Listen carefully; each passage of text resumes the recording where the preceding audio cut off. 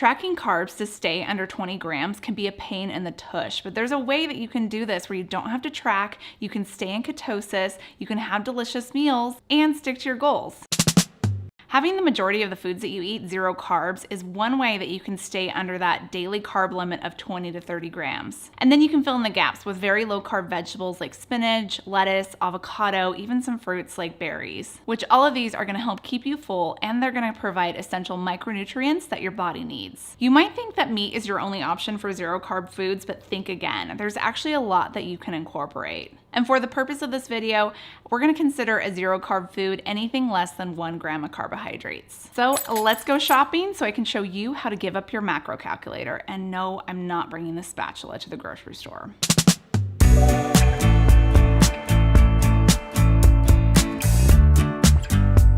First up is the obvious zero carb food, which is meats. Anything from beef, chicken, lamb, pork, any of those, even wild game, are considered zero carb. For optimal nutrition, you want to try and find meat from grass-fed or pasture-raised animals. They tend to have a better fatty acid profile with more omega-3s. Some of the conventionally raised animals have a fatty acid profile that's higher in omega-6s just because of all the grains that they're fed, and this can be inflammatory. And I know that most of you are probably going to cross this one off of your grocery list, but organ meats is another good source for a zero carb food. They're filled with a lot of essential micronutrients like vitamins and minerals, but the only organ meat that's not 100% zero carb is liver, and that's because it's filled with glycogen, which is just basically stored glucose, so you might want to stay away from that one. But I probably didn't have to tell you that, right? Unless you're my dad, you're not going to be having liver. Bacon, sausages, deli meat, all beef hot dogs, pepperoni, salami, even some jerky, they're all considered zero carb foods.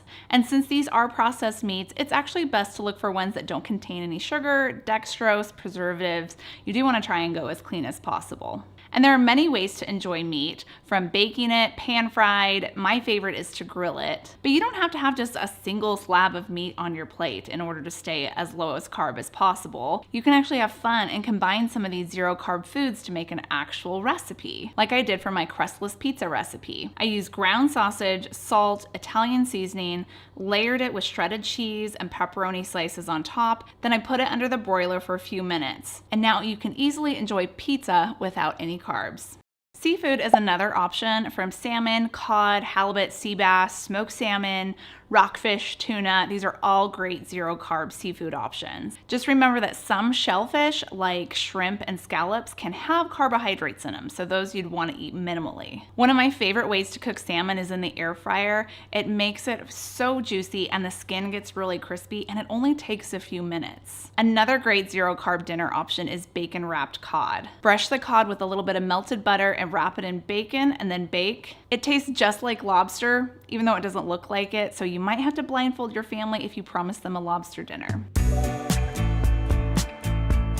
Eggs are another great option, and you can have them any way from fried, scrambled, poached, boiled. They can even come in a wrap, some of those egg wraps where you can just layer down some chicken or some ground beef, sprinkle a little cheese on top, and now you have a quick zero carb lunch. And if you get tired of bacon and eggs in the morning, well then just try mixing it up with a little bit of smoked salmon with your eggs. Scramble them all together and it provides such incredible flavor with just zero effort and zero carb. When it comes to dairy, you could actually enjoy small amounts of it if you're trying to go as low as carb as possible, because dairy does have a small amount of carbs thanks to that lactose sugar inside of it. But heavy whipping cream has 0.3 grams of carbs per tablespoon. So if you're just having a little splash of it in your coffee, or maybe a splash to thicken up a sauce if you're making some sort of skillet dinner, then that would be safe. Small amounts of cheeses, as long as it comes on the block, like blocked sharp cheddar cheese. There's also mozzarella cheese, grated Parmesan cheese. Those are all great options just to use minimally. Most of us know that fats and oils are zero carbs, but just in case the movie Mean Girls convinced you that butter is a carb, I'm here to tell you it's not. But not all fats are created equal. Ideally, you want to stick with butter that comes from grass-fed cows. Also, avocado oil, coconut oil, and olive oil are safe options. And that's because they have a less inflammatory fatty acid profile compared to vegetable oils and canola oil, which can easily oxidize and form free radicals, which causes cellular damage, and nobody wants that. If you really want to be strict, you would just use salt for seasoning, but I encourage you to explore the world of herbs and seasonings and spices because they're going to add a ton of flavor to your food. And a lot of them are actually less than 1 gram of carb per like half a teaspoon. And in reality, we actually use less than that. Mostly it's just like a pinch or a dash on our food. Italian seasoning, onion powder, basil, thyme, oregano, even everything but the basil seasoning, those are all close to 0 carbs and you can safely add them without worry. If you need to wet your whistle, water is the best option, but coffee, tea, sparkling water, these are all great 0 carb options. Bone broth is also close to 0 carbs. It has a lot of collagen in it and micronutrients and protein. So it's either great to use in a soup or just sip throughout the day. And for an after hours libation, stick with hard alcohol like tequila, rum, vodka, gin, and just add that to some sparkling water for a 0 carb cocktail. And I try and stay away from diet soda. Even though it's 0 carb, it could actually trigger some sugar cravings.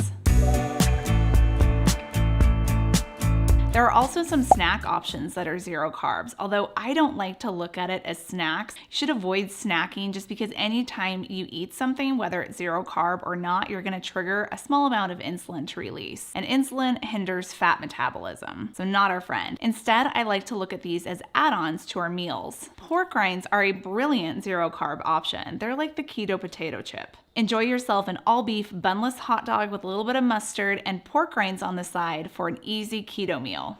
Jerky is another option, but just make sure that you're getting one without sugar. For something different, you can make pepperoni or salami chips. Just add them to your air fryer and cook for a few minutes. For additional flavor, just add a little bit of sauce. Sauces like avocado mayo, mustard, liquid aminos if you want to substitute for soy sauce, vinegar, hot sauces, all of these can be added to recipes. And you can even make almost 0 carb sauces as well. Just like my keto Chick-fil-A sauce, all you need is mayo, mustard, a little bit of sugar-free barbecue sauce, and some honey-flavored allulose. This is perfect for dipping your chicken in. Speaking of sweeteners, most keto sweeteners are 0 carbs. Look for monk fruit, allulose, stevia, erythritol. These are all great options. And you can even make 0 carb desserts with it, like gummy worms or even cookies. In fact, I've done a whole video on this already. Just click right here to watch.